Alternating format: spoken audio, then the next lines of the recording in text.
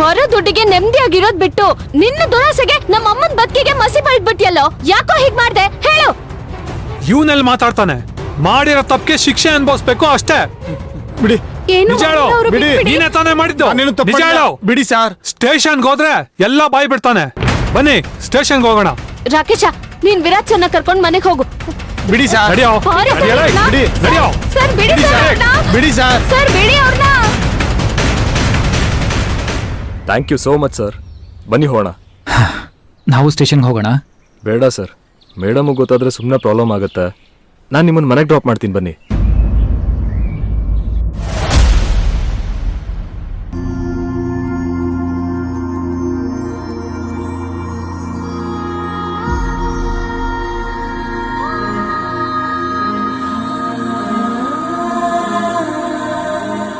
ನಾನೀಗ ಸಂದಿಗ್ಧ ಪರಿಸ್ಥಿತಿನಲ್ಲಿದ್ದೀನಿ.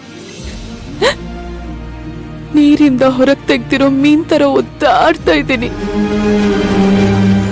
ನಂಗೇನ್ ಮಾಡ್ಬೇಕು ಅಂತಾನೆ ಗೊತ್ತಾಗ್ತಾ ಇಲ್ಲ.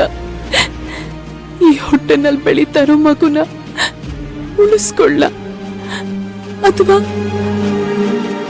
ನಾನ್ ಮಾಡಿರೋ ತಪ್ಪನ ಮುಚ್ಚಾಕೊಳ್ಳೋಕೆ, ಎಲ್ರೂ ಮರ್ಯಾದೆ ಉಳಿಸೋದಕ್ಕೆ ವಸುಂಧರಾ ಆಂಟಿ ಹೇಳ್ದಾಗೆ ಅಬೋರ್ಷನ್ ಮಾಡಿಸ್ಬಿಡ್ಲ. ಯಾವ್ದ್ ಸರಿ ಯಾವ್ದ್ ತಪ್ಪು ಅನ್ನೋದ್ ಒಂದು ಗೊತ್ತಾಗ್ದೆ ಗೊಂದಲದಲ್ಲಿದ್ದೀನಿ. ಈ ತಪ್ಪನ ತಿದ್ಕೊಳ್ಳೋದಕ್ಕೆ ನೀನೇ ಏನಾದ್ರೂ ಒಂದ್ ದಾರಿ ತೋರಿಸ್ಬೇಕಪ್ಪ. ದಾರಿ ತೋರಿಸ್ಬೇಕು.